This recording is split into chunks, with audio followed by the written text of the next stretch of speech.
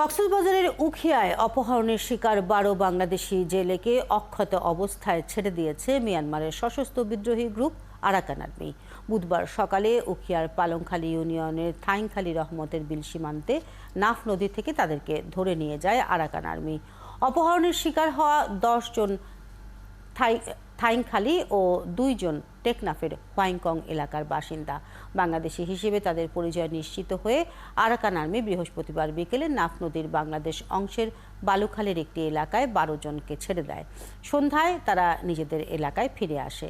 স্থানীয় চেয়ারম্যান গফুর উদ্দিন চৌধুরী অপহৃতদের ফিরে আসার বিষয়টি নিশ্চিত করেন।